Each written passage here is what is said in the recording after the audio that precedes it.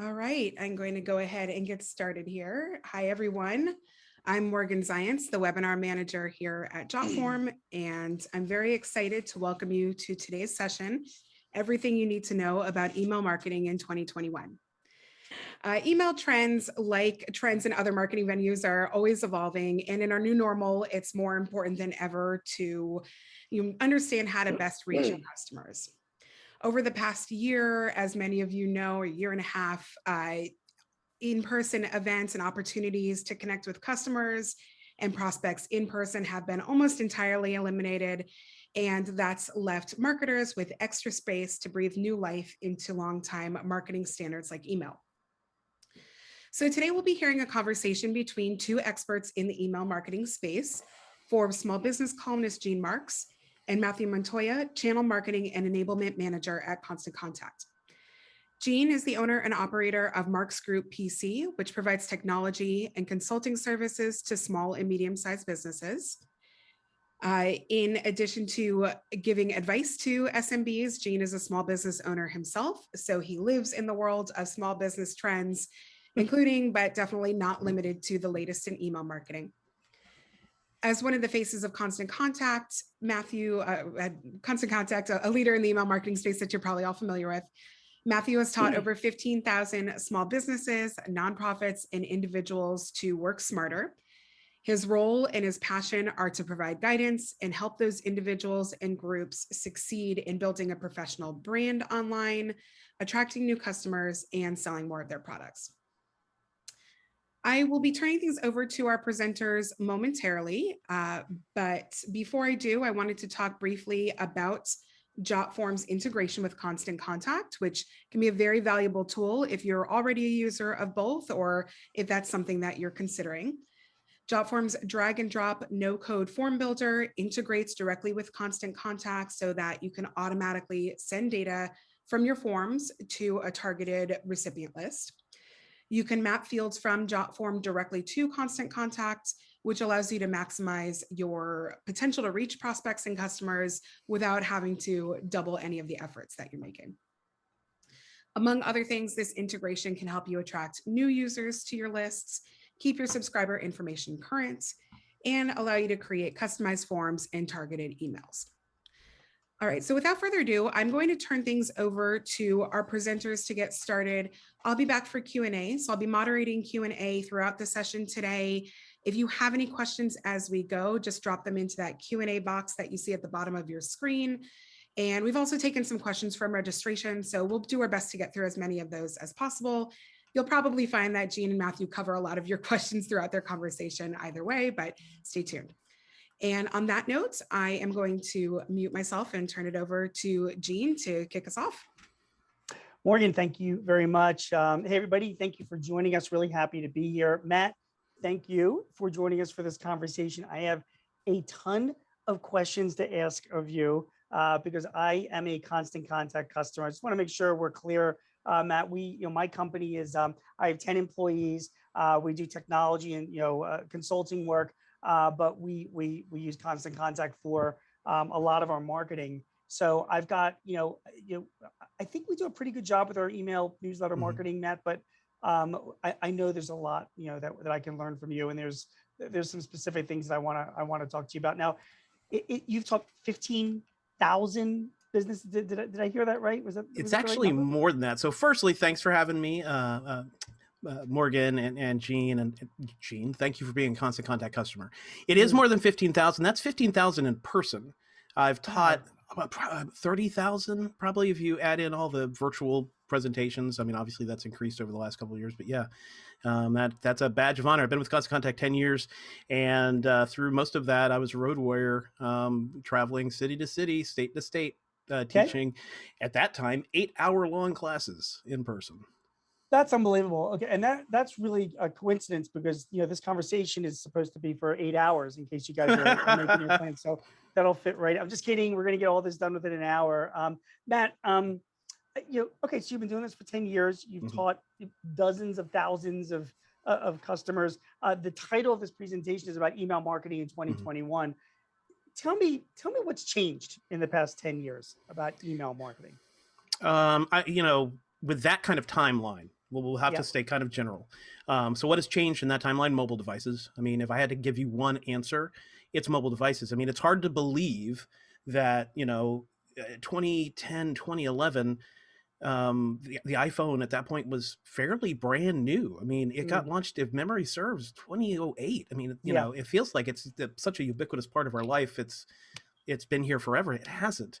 And the idea of mobile readership is even shorter an amount of time. And so, if I had to give you just one answer to what could actually be a fairly complex question, it's mobile devices. Mobile devices have changed the world of email marketing more than anything else. Do we have to worry about mobile devices today? I mean, back in 2011, and you're right. I remember back, when people were moving more towards smartphones, you had to make sure that your websites were mobile friendly and landing pages were, mobile friendly. I don't really hear much talk about that today. It all seems like that's part of the design of things. So for starters, if I'm a constant contact user, or and I'm relying on your templates and sending out emails, is mobile still a consideration of mine, or can I be thinking about other things? So there's actually two answers to that. So in terms of the design, and I'm going to use that from the context of the template you're using, Constant Contact and our ilk are all mobile responsive. That's just par for the course in the industry now. And just in case anybody doesn't understand, mobile responsive means it's going to look great on a PC, Mac, tablet. It's going to look great on a mobile device. It redesigns itself. That's taken care of. What I'm seeing continuously, even to this day, is people aren't taking a mobile readership concept into mind, meaning that if I create a really long, complex email with 10 different calls to action and 7 different images to look at, and I send that through a PC, that's going to be really hard for people to read, right? They're just not going to spend time scrolling through it all. But if it redesigns itself on a mobile device, that long email on a PC, Mac, tablet becomes incredibly long on a mobile device. Yeah. And the reason why that's problematic is attention span, right? So mobile devices, as great as they are, we're very used to going in and getting bite-sized pieces of information, what we need right now, get it. And so, I noticed in the registration form, questions were around, well, how do we get people to do something? Well, you have to keep in mind a very short attention span. And one thing I'd encourage every listener, whether you're using Constant Contact or not, if you're thinking about email marketing, pay attention to your own behavior, right? And so one thing people can do is pay attention to how many times they're clicking on that email app on their phone. People are probably in their email app constantly. We don't think of it as an app. We think of it as a utility, but we're in it all the time. So that's the first rule, is that people are active with email. That's why people have been talking about email marketing's dead, going back to the advent of Facebook and MySpace and all those tools. Email marketing is still here because that's where people are. They're in their email. But pay attention to how long you're spending in each email, particularly marketing emails. You're probably in it, looking for something, and then out. There was, back in the day when we were doing, emails, and I want to talk to you, we'll get into details about newsletters, but you mentioned length of an email and the format of emails. A lot of people said that, emails are going to be dead. There's going to be Facebook, there's going to be LinkedIn, there's going to be all sorts of other ways to communicate. And now, of course, email marketing is, and I'm sure you've got stats on this, is still the primary, by far, way that companies market, both B2C and B2B. But one thing I have noticed is I am getting much longer form emails today than I ever did before. Like I subscribe to, one of my favorite writers is a guy named Andrew Sullivan. Maybe you've heard of him or not. And he's sort of a political pundit, whatever. I enjoy. And he has a blog every week. And then he also has an email that goes out.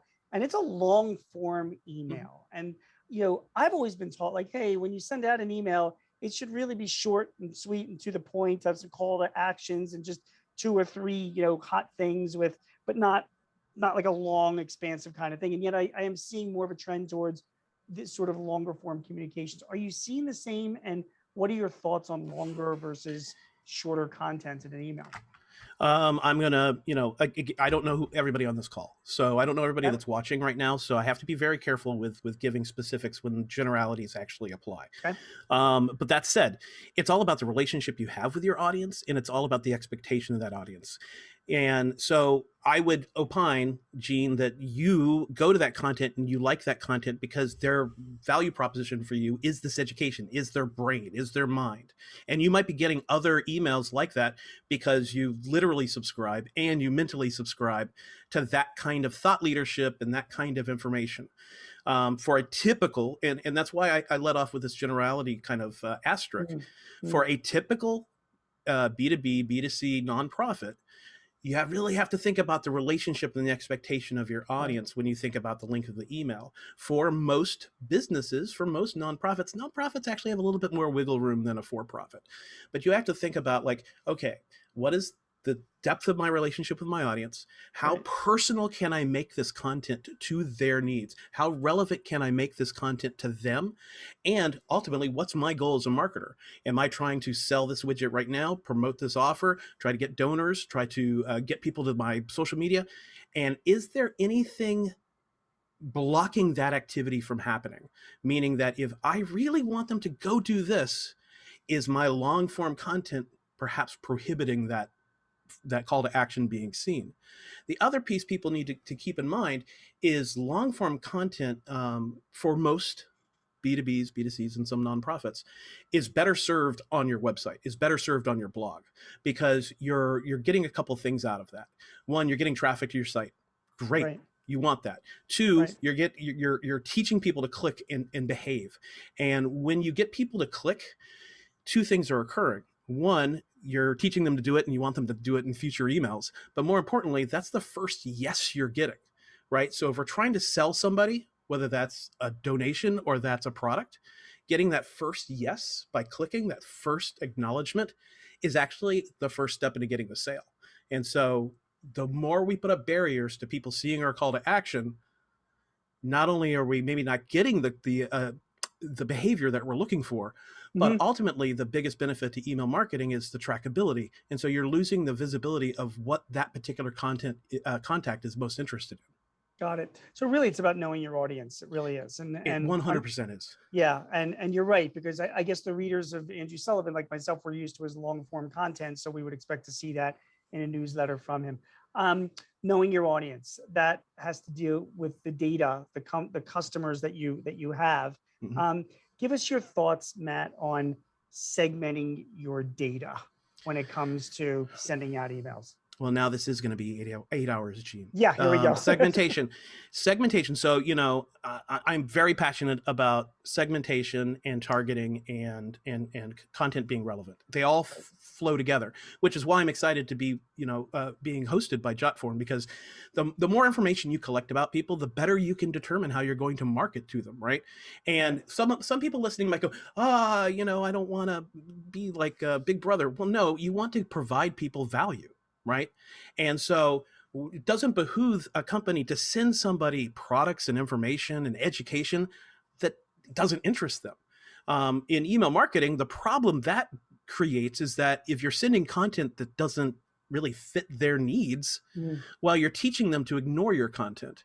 And so when you teach your audience to ignore your content, I should back up a little bit and say, in all my years of traveling and talking to small businesses and nonprofits, the one thing they always talk to me about is, Matt, I'm worried about unsubscribes. Are they going to subscribe? Look, unsubscribes, yeah, that's nothing you want. But ultimately, you should be worried about the people that are not opening and clicking your emails. Yeah. And so unsubscribes is not a bad thing, right? I mean, if somebody's not interested. I mean, it obviously, if you're seeing a gigantic increase in your unsubscribes, something's wrong. Right. But the way that I coach our customers is, it's actually a good thing. They're pruning your list. They weren't going to buy with you anyway. The folks you need to pay attention to are the ones that, firstly, the most important group, the most important segment, are the ones that are engaging. So the ones that are opening and clicking, and particularly clicking, but we'll save that for a little bit later. Sure. But who is regularly interacting, and then also who is not, because the people that are not, and this comes back to segmentation, the people that are not, that means your content isn't on the mark, right? Something's wrong with your content and you're not making your content relevant to them. So just to give a definition to folks that are not in the business, segmentation is simply just taking your large list of contacts and breaking it up into smaller like-minded groups. Those groups can be zip code related or demographic related or product interest related, but the more you can define them and the more you can market to them, the better the results are going to be. Yeah, it used to be, at a time where you're like, hey, I'm going to blast out an email to my entire customer base, and that's like silly. And you learn over time, and I think I've learned this as well. I'd rather have a customer list of 100 people that I'm sending emails, that 100 of them are opening those emails and reading them, rather than having 1,000 people on a list where only 100 are opening them, and reading them. It makes more sense to just, to do that. Now, the data, we were talking before we started the streaming, but we were talking about CRM. And I want to be clear, because my company, we do sell CRM systems. And Matt, you would agree that, Constant Contact is not a CRM system. A CRM system is a database, right? Where you're doing a whole bunch of things like scheduling, calendaring, keeping notes, forecasting, doing quotes, tracking, so a whole bunch of things about your customers. But it's not, Constant Contact doesn't do that. Can you expand on that a little bit? Yeah, an analogy I just created in my head is, the CRM is the gas station, and the email marketing tool Constant Contact is your car. Are they Yes. automotive related? Yes. Do they work together? Yes. Can you have one without the other? So I think the confusion there comes from, you are collecting data in Constant Contact, right? You're collecting behavioral data based on the opens and the clicks and the shares of that email. But as far as scheduling and tracking sales and things of that nature, that's kind of where the differentiation occurs, is because Right. Constant Contact doesn't really offer that. Now, they do go hand in hand, like a gas station and a car. And I mean, I would argue that the third pillar of this is a tool like Jotform, where you're getting top of the funnel information, you're getting data, beyond what you can get from email marketing. You're tying that together with your email marketing, you're tying that together with your CRM, and it kind of creates this entire ecosystem where you're collecting information, you're acting on the information, and then you're categorizing the information through your CRM. So my experience with Constant Contact as a customer is this: we've gotten a lot better, but particularly in the earlier days, we were getting shut down by you guys regularly. We would be like putting together our emails to send out, and they would go out, and then all of a sudden I would say like, oh, you're not allowed to send out this email. Contact Constant Contact, because we have some questions to ask you. And then I would go through the third degree. Well, what's your opt-in, policy? Yep. Do you have a landing page?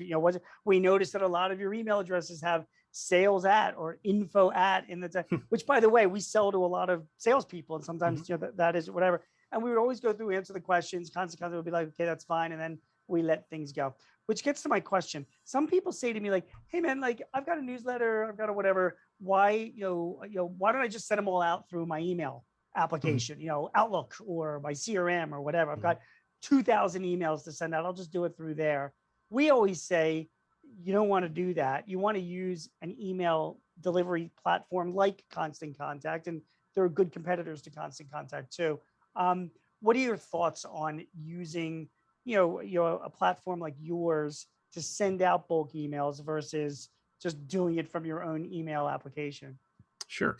A little bit to unpack there. First, I actually want to address what you talked about with your experience, Yeah. and that actually ties into the answer about why you should use a tool like us. We have, I'm going to use the word reputation in multiple levels of that word, right? We have a reputation, and our reputation is actually. Are you saying that I do not? Is that what I'm hearing? No, but I'll walk you there. We have a reputation. Well, you have a reputation too, but we have a reputation, and that's actually what people are buying, right? Is that we've been in business for 25 years, and we are very good at policing what people, and I don't want to make that be a scary word, but we are monitoring how quickly somebody uploads a large list. What are some of the email addresses on that? We're actually doing that to protect all of our customers. One behavioral thing we'll see, just to give you a little inside baseball, is that generally a small business will upload their first list of, let's just say 1,500 contacts, and then they'll add 10 a week, or 25 every couple of days, or it's nothing huge. Right. But when you see a giant spike and a giant spike and a giant spike of email addresses being added, that's almost always a spammer, right? And so that's one way we protect everybody, and that's one way we protect our group reputation. Yes. But let's walk back to the Outlook question, the Gmail question. Great tools, right? I use Gmail. Well, wait, every day. before you even get back, I sorry to interrupt you on that, but when you talk about reputation, your job is to deliver my email. I mean, in the end, that's your job. And because of your reputation, the major email services around the world, the Gmails and the Hotmails and the whatever, I'm assuming that they know where the emails are coming from, and they're like, okay, this is coming from constant contact servers. So we have confidence that there was some due diligence done. Like Yep. this isn't just some guy spamming. Is that? Yep. Exactly right. And, you know, with Constant Contact being in business for 25 years and our reputation being the sterling reputation that it is, Yes. we get very little trouble from all the inboxes of the world. And so, you know, what we do is we make sure that we keep spammers out and we let legitimate small businesses and nonprofits do their job. But let's walk back to the Outlook and Gmail question of, hey, why shouldn't I just send out 5,000 emails through my Gmail? Number one answer is you're breaking the law. And that's not to be scary. There is in the United States something called the Can Spam Act 2001. And what that says is that you cannot solicit for business in bulk via email without giving people the ability to unsubscribe. I can't unsubscribe to your Gmail, Gene or Morgan's. Like you can't, right? And so you're going to get in trouble with the law. Well, probably not. But you know, there are even more draconian laws around the world compared to the United States.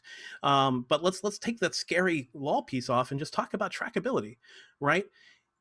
As I said earlier, one of the most important pieces of data, one of the number one reasons you want to use a tool like Constant Contact is that Constant Contact reports who clicked on what. Knowing who clicked on what, knowing that Morgan clicked on this article and Gene clicked on this article.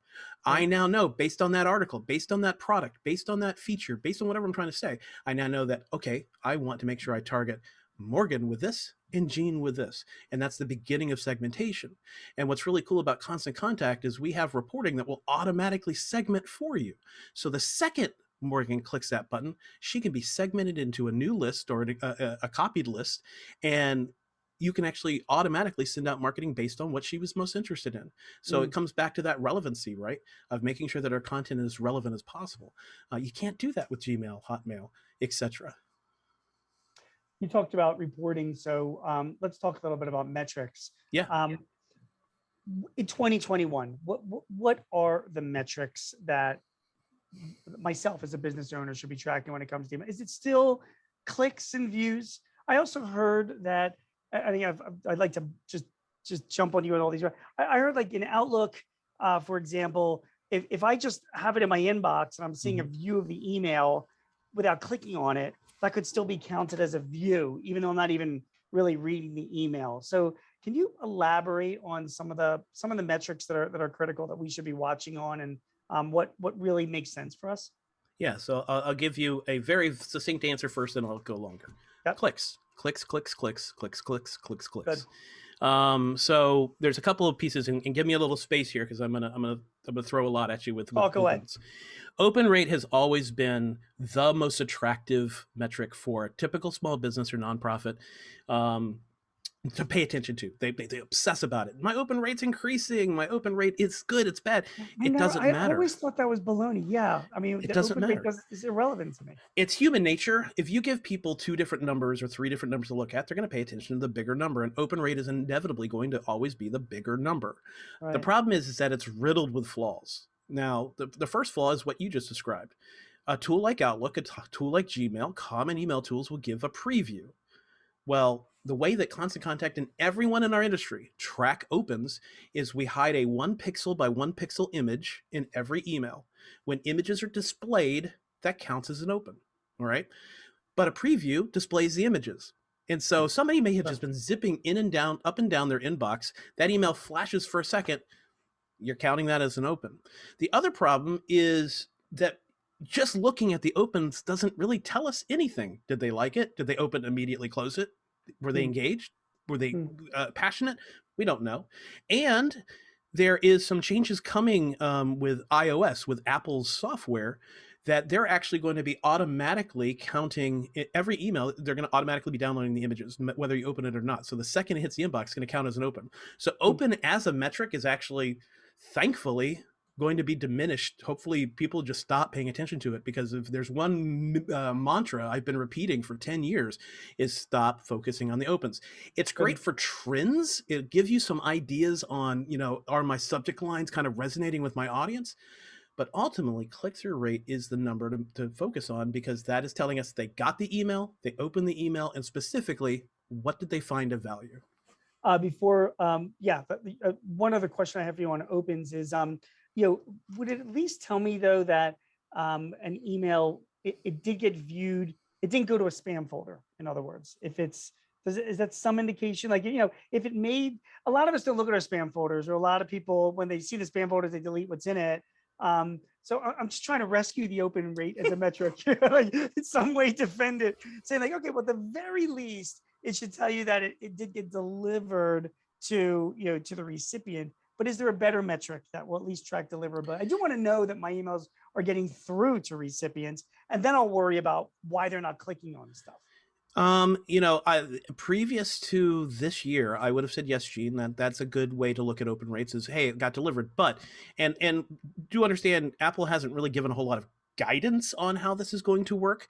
Right. But with this announcement that Apple is going to count every email as opened, you can imagine that we can't really trust that as a metric of did it get in the spam folder or not, because apparently, and again, we're still all discovering what's in Apple's brain right now.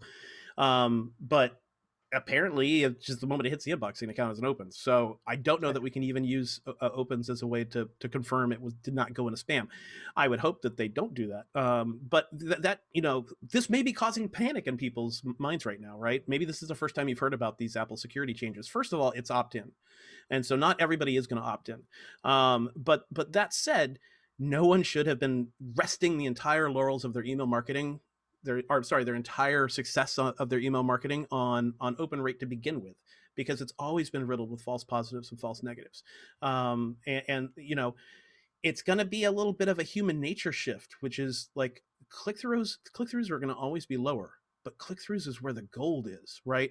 Because just because somebody read it doesn't really tell you they read it. Right. Okay. Fair enough. All right. In the limited time that we have, I want to get your thoughts and some advice, best practices, some of your thoughts. So first, I'm going to throw out at you some different email marketing terms, and I want you to come back to me and say, okay, Gene, here's my advice for you on this. So the first one is subject lines. Go. All right. Subject lines, first, short. All right. People love to write books of subject lines, 5 to 7 words. You want to make sure you do your best. Now, every business is different, right? Everybody's different. So let me actually cap that off with test. Constant Contact has A/B split testing for subject lines. Test your assumptions. But other things people can consider is repetitive subject lines, the same subject line month after month, week after week after week. Usually not the most successful model. Try to employ personalization. So Constant Contact actually gives you the ability to say somebody's name or other pertinent data, and that comes back to Jotform, right? The more information we get from people, pertinent data in the subject line, you're going to increase your opens and thus your clicks, because people love to see their name and other pertinent information in the subject line. The last piece will actually answer, the last thing I'll say on subject line will answer a question that came in from the registrants, which is what's more important, the subject line or the text? It's actually neither. The most important part of what's in the inbox is who sent the email. It needs to be familiar to your audience. So, for some people, that's going to be your name, right? Because the company is yours. In other cases, the company is the company. You want to make sure that from name is recognizable to the audience. The second most important part is something called pre-header text. Pre-header text is the first sentence of the email, but with Constant Contact, you can actually edit that pre-header text. So you can actually have it say exactly what you want. The third most important piece is the subject line. Next term, spam. Give us your thoughts on that. Spam. Don't be a spammer. I mean, the best rule of thumb is put a critical eye to your email marketing. Try to avoid things that spammers do. So especially around in the subject line, don't overdo it with punctuation. Punctuation is sometimes used as a way for spammers to get around using words. Pay attention to the words you're using. Is it a word in your subject line that spammers would use? Credit, weight loss, savings, mortgage. Those are words that may be associated with spam, and you might get in your spam folder. The last thing I encourage you to do is, if you are a Constant Contact user, we have an email assistant that will actually scrub your inbox and scrub your header options, which is what's seen in the inbox, and part of the body, and give you some ideas of what you might be doing wrong. Newsletters. Why did you get your thoughts? You threw me for a curve on that one, Gene. Oh, yeah. Here's the thing. Here, wait. Before you get your thoughts, I just have to share with you one I was getting for years. I know that this is a client of mine because they're in New Jersey. They're a company that makes umbrellas. They're an umbrella manufacturer. They're called Frankel's Umbrellas. Really nice people. For years, I would get like a quarterly newsletter, and the subject line of the newsletter was the Frankel Umbrella Newsletter. And I always used to say to them, like, guys, listen, you're awesome, but I have no interest in reading this newsletter. Like if you added the subject line, like, how rain can cause cancer, read more about it in our newsletter, that would be something I would probably, open. So, newsletters can be effective, but they've got to be used really in the right way. Some people tell me that the age of the newsletter is done. Newsletter is an old term now. Okay. We should be doing more continuous communications of using, an email service like Constant Contact to do sort of updates and things, but not newsletters. So you were shaking your head about it being no. I just out of date or not. that's one of the most common questions I get. Should I be doing a newsletter? First of all, Right. an email to me is an email is an email. Whether you call it a newsletter or a promo or an update, like it's still email marketing and best practices still apply. What I Right. think in most people's minds are these omnibus, multiple article, often lengthy emails that share information, right? For some audiences, it might work. Again, it comes back to how relevant are each of those articles. And ultimately, what's my goal? Am I trying to get people to just breeze through and read this thing? Or am I actually trying to get them to click and go buy something, click and go attend something, right? If people want to employ a newsletter, there's nothing wrong with having multiple articles. The best practice, though, is to segment your audience so that you're giving 3 relevant articles to that particular niche and that particular group and that particular segment. What I would encourage people to do is I really feel gone are the days where we can have 7, 8, 10 articles. The best practice is if you're going to do a newsletter, no more than about 25 lines of text, no more than 3 calls to action, no more than 3 images. So that's going to really shorten up that newsletter, but you're going to get more interaction with it. All right. Next question that always comes up to me is the time of day for sending emails. Now, Matt, I want to tell you, there have been studies done by universities around the world, putting all of our good tuition dollars to use. I have 3 kids I put through college, so I'm still paying for that. And many of them have agreed that most people are asleep between the hours of midnight and 6 a.m. So that would lead me to believe that this might be the best time, might not be the best time to send an email newsletter or any type of email marketing type of communication. What is your research showing? What is the best time to send emails? Right, it gives me the biggest chance for people to actually see it. All right. So research states that anytime between Tuesday at 10 a.m. through Wednesday around 3 is going to be the prime spot. But I don't want anybody writing that down because it's garbage. All okay. Right? Everybody, repeating a theme here, every audience is different. Every product is different. Every company is different. Every location is different.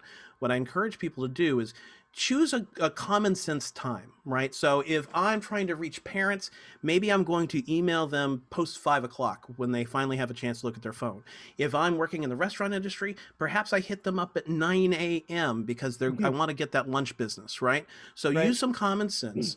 To your business, when are you getting call peak volume from your customers? That might tell you when they're most engaged. When are people most engaged with my social media posts? That'll give you some insight. Pick a time that kind of fits into that parameter and send an email. And then what you can do is tweak that time just a little bit, right? And say, okay, I know that it's Tuesday, this window of time. Let me try tweaking my next email up an hour or down an hour. And what you'll discover is that sweet spot for your audience. Because ultimately, if you want to get results from email marketing or any marketing, again, it needs to be relevant. And one way it can be relevant is hitting the inbox at the right time for that particular group. Yeah, it's funny. All these different things that you mentioned. I mean, this is part art and part science. It's like, you can't just send out an email and then just sit by and wait for the phone to start ringing.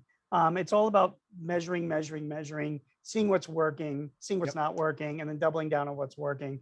Time of day is a perfect example. You just gave that. I mean, there is no, specific time of day where it's best to send your emails. Your audience that you're sending to them the best. So you've got to test out different times and say, okay, I'm getting the most response when I send out an email at 1:30 in the afternoon to this group. So therefore, in the future, that's what I'm going to do.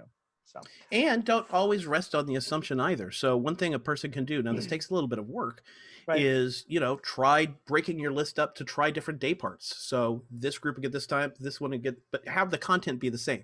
Have the subject line be the same. That'll give you an idea much quicker of, okay, this day part is perfect for this particular group. You can even experiment with days with like that as well if you're willing to experiment. I think your answer to this is going to be similar to the answers that you've given for some of my other questions, but I'm going to throw out the next term to you, and that's frequency. People ask, how often do I be sending emails? Should I be doing it once a month? Should I be doing it once a week? It depends, right? It depends on who's getting it. Yep. So again, it's every audience is different, every business is different. But in the core of that question, Gene, I think a lot of people really mean, am I sending too many emails? That's what they're really worried about, right? Here's the thing. It comes back to relevancy. Right. I open an email that I get 2 emails a day from this organization, and I open both of them almost universally, and it's from my bank, right? That content is relevant to me, right? If I get an email from my child's school, I'm opening it. Why? Yeah. They can send me 3 in one day. They can send me 17 in 1 week. I'm opening every one. That's relevant content to me. So do I suggest people watching today send out 17 emails this week? No, I do not.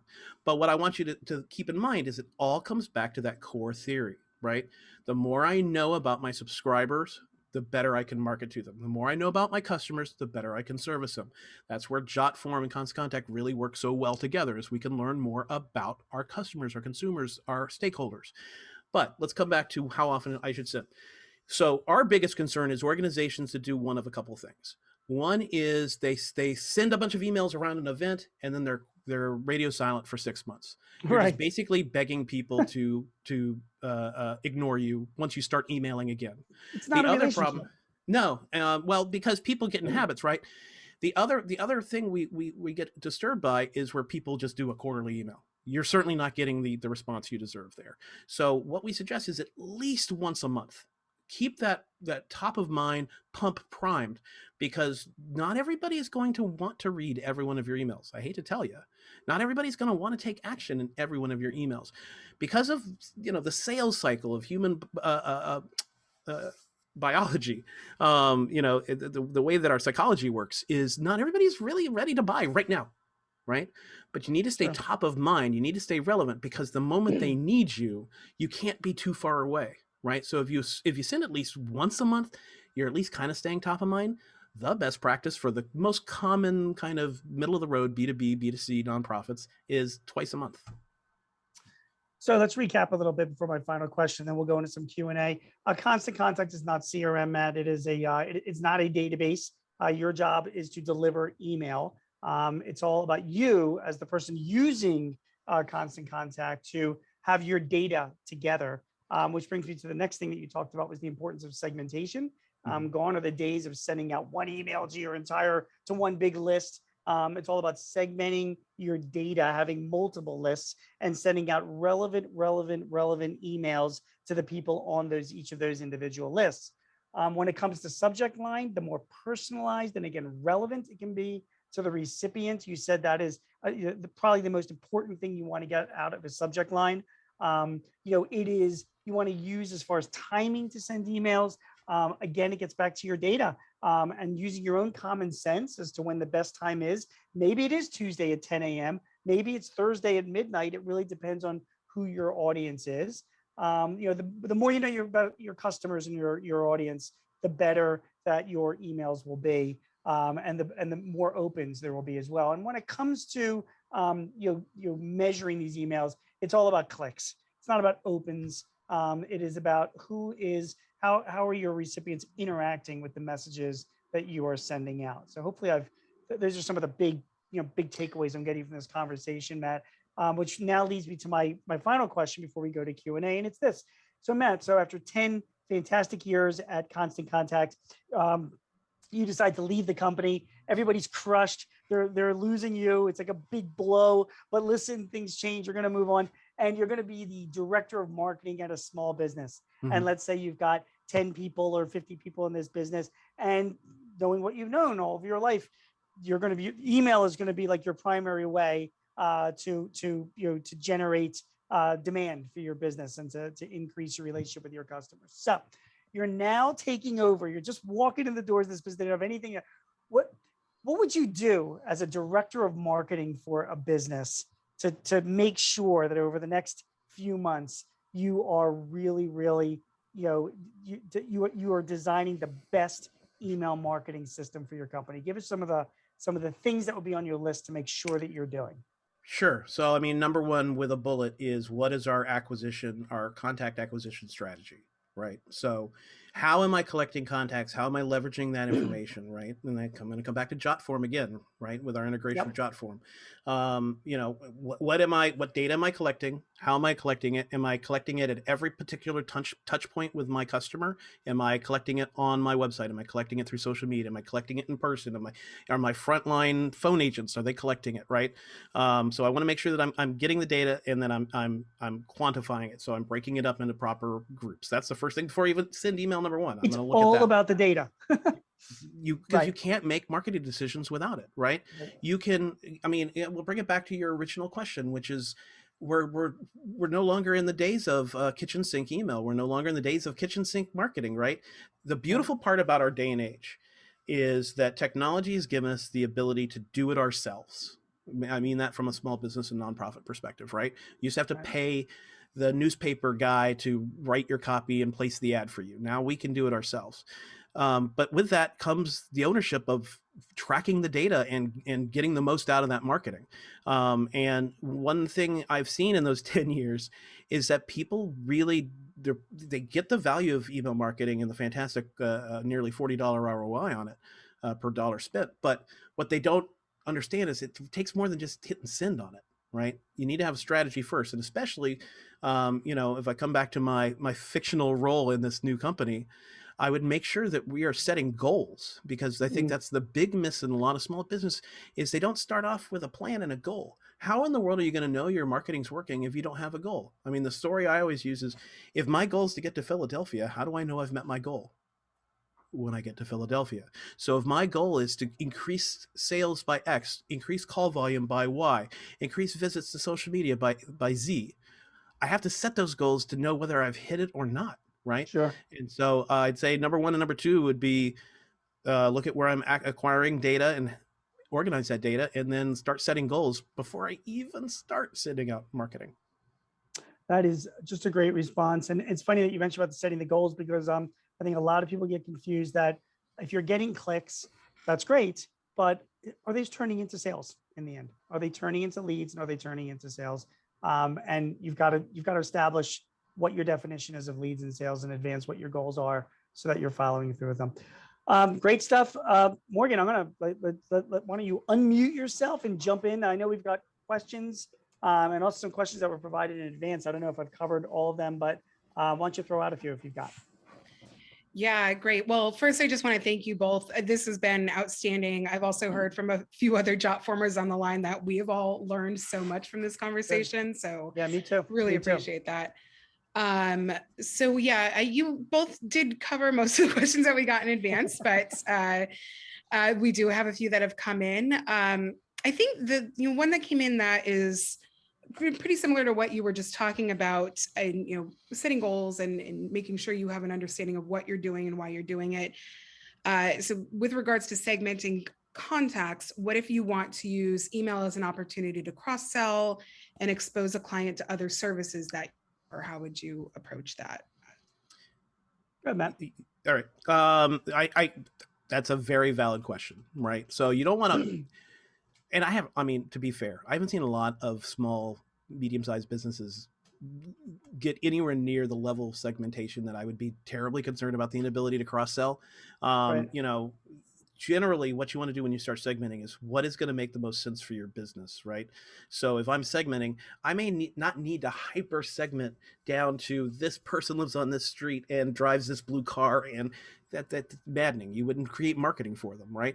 So in general, if I want to use somebody that's segmented and cross-sell them, you first need to have the kind of data to back up that this is a good candidate to cross-sell to, right? And you can't carve up your group so tiny that you might miss the opportunity to cross-sell them. Another thing you can do is, it doesn't hurt. So let's say that we know that this segment is interested in this particular product. Okay, lead with that product, and then lead with something you're trying to cross-sell and see if they take the bait. Targeting doesn't mean only show them this. It just means primarily show them this. You can expose them to other things. And the last piece I'll answer on that, Morgan, is, again, our goal is we really want them to get to the website. let them discover all the other things we have. And ideally, you know, by paying attention to SEO and paying attention to our traffic, we'll see, okay, they're discovering this other page we have where we have other offerings. That click to the website, the benefit to it, as I said earlier, it's the first yes you're going to get, right? And you want to get them in the mindset of saying yes. But the second piece is time. So the average email subscriber in a mobile device only spending, you know, 5-15 seconds. But when they click, they're starting to spend more time because they've made a commitment. And so there's a great opportunity to cross-sell there. Hey, Matt, you know, is Constant Contact really used best for prospecting, or is it used best for education and relationship building?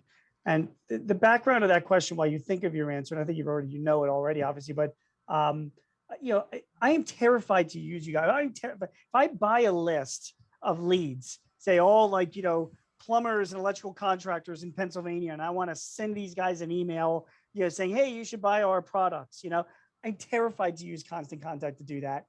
Because first of all, I think we're going to get a lousy response anyway, because it's just a cold email. And secondly, you know, if we have enough complaints, Constant Contact is going to shut me down, you know? So what are your thoughts on prospecting versus, you know, using Constant Contact as a relationship building tool? So first off, yeah, that's against our terms of use. So if you go buy a list and go use it, we will shut you down, because ultimately it comes back to the law, right? So, I mean, it's even more common sense. Like, how do people know that they subscribe to you? Like, we're a permission-based company, and anybody in our industry is. You have to have permission to email people. I mean, that's following a federal law. Now, the good news is there's two kinds of permission. You can get express permission, which is or implied permission, which is, hey, I dropped a business card in your fish bowl at the restaurant. Well, that's implied, right? They gave you the contact information. Right. And then there's explicit permission, where they're going to your website to join your mailing list, right? But if you buy a list, what level of permission did you get? None. Right. And so you're breaking our terms of service. You're increasing the odds that they're going to mark you as spam. You're not going to get a very good response rate from prospecting. But the reason why I smirked is that I don't really separate the two, right? They're all relationships. We buy from human beings. The better you can start establishing relationships, whether that's in prospecting or your regular communication, is key. And if you really want to sell people in regular communication, giving them a little education is always really smart. But let's come back to prospecting. There are very easy ways for you to start leveraging a tool like Constant Contact to quote unquote prospect, which is, you know, coming back to your question about my fictional company that I'm leaving Constant Contact for. What is one of the first things I said I was going to do? I'm going to start making sure that my lead generation funnel is as broad as possible. And so that's smart prospecting, right? Because I already know the prospect they know me, they know my value proposition. I'm more likely to get them through the funnel. Fair enough. Go ahead, Morgan, if you have another question. I have more, by the way, but keep going. I know, and I feel like I could listen to you two talk all day long. So, well, we still have 7 more hours. Yeah, that's exactly right. So we're just warming up. We're warming up. Where do you hear Matt say? There are a couple more questions, but you know, do this as organically as possible, and we only have a few minutes left. So I thought that this was a good question, and I feel like I know how you would both answer this, and I'm curious to see if I'm right. So one of the questions was on open versus click rate. What if your email doesn't have a link to click or doesn't have a CTA? How do you track that appropriately? Yeah, that's a really good question, Matt. I mean, you know, when we're sending emails, you know, and I've heard you talk, and I've heard other email marketers. It's all about call to action, CTAs, clicking through this and this and that. You know, is marketing changing a little bit? Where okay, maybe it's really there are no calls to action. I get back to that Andrew Sullivan newsletter that I get. I love reading his stuff. There's no calls to action on nothing I even noted. Maybe there is a plug for a book that he wrote or something, but that's not the main reason why he's sending this out. What are your thoughts on just using Constant Contact as a way to just, again, build relationships, not without putting a gun to somebody's head and ask them to click on something and buy something from you? Do we need calls to actions? Well, I think Morgan was correct in how I would answer it. I get where the place you're coming from, and I can actually I've heard people say similar things, like, it's pure relationship, we're just trying to be friendly. All right. If that's your goal, that's your goal. Right. You can't really measure it, but if that's your goal, run with it. You hate that, don't you? You hate it. Well, if you can't measure something, again, coming back to how do I know I got to Philadelphia, right? How do I know that I'm building the relationship? I don't know. You might be able to look at other kinds of metrics, like am I getting more book sales or more people coming to my site? But without knowing that the email was the cause of it, you're kind of flying blind. The second piece is everybody gets, and this depends on the industry and the vertical, but some people feel really worried about that word sell, right? Yeah. You're selling something. Everybody's selling something. And we'll come back to your author. Your author's selling something. He's selling his brand. He's selling his voice. Sure. And you like that voice. You've bought that voice.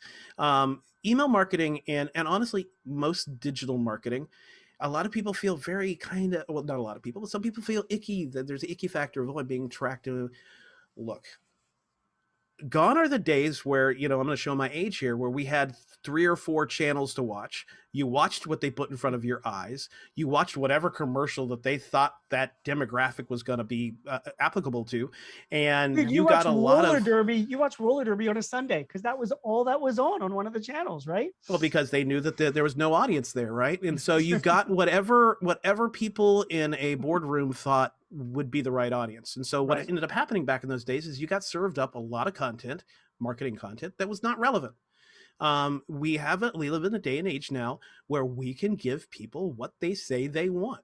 And I'll go back to something my wife once said to me. She was like, oh, Facebook, I was looking up, I don't know if this is going to date her, I was looking up UGG boots, and then all of a sudden I got ads for UGG boots. And I was like, yeah, well, that's a good thing. And she was like, that's kind of icky. And I'm like, no, it's not, because do you want to get shoes that you're not interested in? And I said, and FYI, you bought a pair of UGG boots. So mission accomplished, UGG boots, right? Yeah.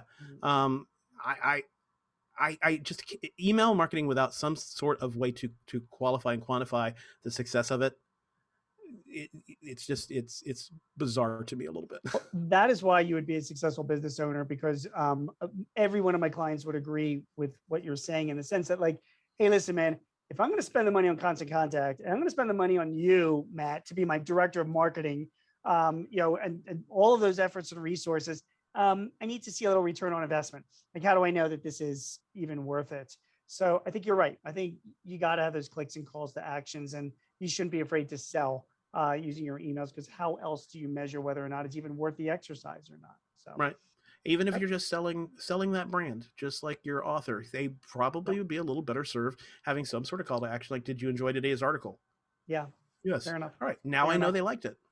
Fair enough. Morgan, anything else? Yeah, well, I want to say I would have gotten an A on that quiz. So thank you. Good to hear. So yeah, I think we have time for one more question. And I thought that this was a really interesting one from the registration questions. And this might be a question for both of you in your experience. From what you've seen in data that you have, do you see a difference between open rates, click rates, whatever measurements from B2C versus B2B companies? Yeah. Yeah. Matt. In fact, yeah. So not only do we see differences in them, we see differences per vertical. So, this comes back to every business is different, every client's different, every lead's different, every location's different, right? So, I mean, just to give you a kind of example, like if we're looking at like B2B, consulting, average open rates 14%, average click-through rates 25%. If we look at admin business support type of technology companies, 16% open average, 20% click-through rate average. I mean, just there's differences in the numbers. Manufacturing, 13% click, 13% open. But then we look at B2C, restaurant industry, 13% open, 6% click rate, right? Wow. Childcare, 23% open, 11% click. And like, I'll give you one more. Travel and tourism. And all these stats, by the way, are from June. So they're very new. Travel and tourism, 32% open rate, 10% click. So even if we look at B2B, B2C, there's variance, right? And that comes back to kind of the theme of this talk today. No one group is the same, and that includes everybody that's watching, customers and leads and stakeholders. And the more you can pay attention to, as best you can, the segments of your list, the segments of your customers and your stakeholders, and communicate to them relevant content, the better, because everybody's different. Matt, it's funny, just a personal story. The one industry, because we do newsletters and emails too on an industry basis too. The one industry that's like the nicest that in other words, we actually get replies more so than any other industry, more clicks, more opens, whatever. Construction people. Isn't that weird? Like we send out to construction design, and I think it's because there's a lot more smaller business owner, mom and pop type of construction, whatever. They just, even if they're not interested in something that we might be emailing them, sometimes we get replies saying, "Oh, thanks a lot, Gene. It's not something that we're interested in, whatever." And then the worst industry is the technology industry. Whenever we'll send out emails to people that are clients or customers that are in, no offense, Morgan, that are, cloud-based applications or, developers or whatever. They're the ones that are like, they just blow me off entirely. They never respond, or they hardly click through. So you're absolutely right. It depends on, it depends on the industry, depends on your segmentation, depends on the data. It doesn't really surprise me that it's manufacturing, at least in your Yeah. business, because, it comes back to the B2C, B2B kind of breakout. Like, generally, B2Cs, B2Bs need the products that you're selling to do their business, right? Yeah. Like, there could be different telephone companies. I may get to do my PBX system, but ultimately I need a PBX system. So I'm going to pay attention to that. Where B2C, I got a lot of choices of restaurants. Yeah. I don't particularly have to go to this place. I can go to the grocery store. I can go, to the local farmer's market, right? So it doesn't surprise me that you're seeing that with manufacturing, because that's in general true for a lot of B2C. I mean, I know we only have a minute left, but there is one thing that you did that we really didn't cover, and that you didn't mention, and there's a good reason for it, I think. But to me, Matt, like, the best response to an email that I send out is actually getting a response. Like not a click through or an open, but somebody replies to the email and says, "Yeah, thanks, Gene. I am interested in that," or "Yeah, give me a call," or "That was an interesting item," or something like that. To me, that's like the best response. Does Constant Contact even track that? Like, can you track replies to my? You don't know who's replying to my email, so it's another metric that you can't provide.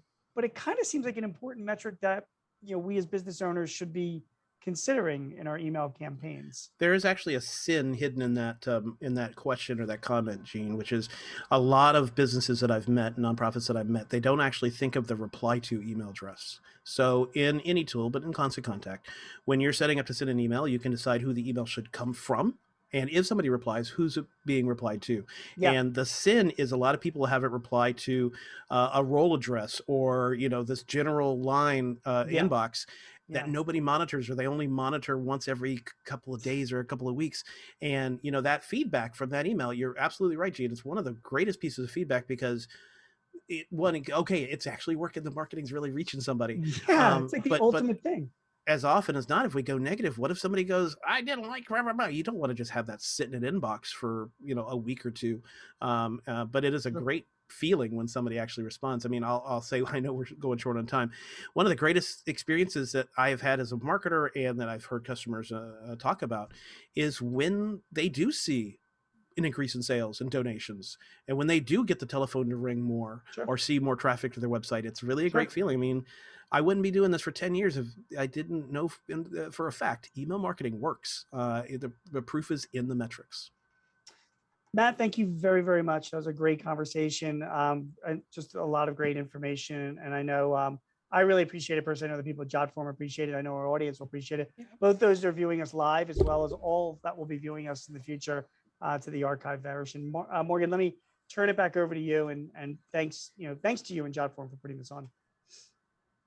Yeah, well, thank you both so much as well. Again, we really appreciate it. We learned a lot too. I will say I'm the person that gets the responses when people register for webinars with Jotform, and on a personal note, I love it when I get that feedback too. Yep. So yeah. But yes, thank you both so much. Maybe we'll have to do this regularly. It was really fantastic. And thank you to everybody else on the line. We will have a couple more sessions coming up with Gene over the next few months. So if you enjoyed today's conversation, and I hope you all did, please look for those, invitations and more information about those coming up. And on that note, I will end our webinar, and hopefully we'll see you next time.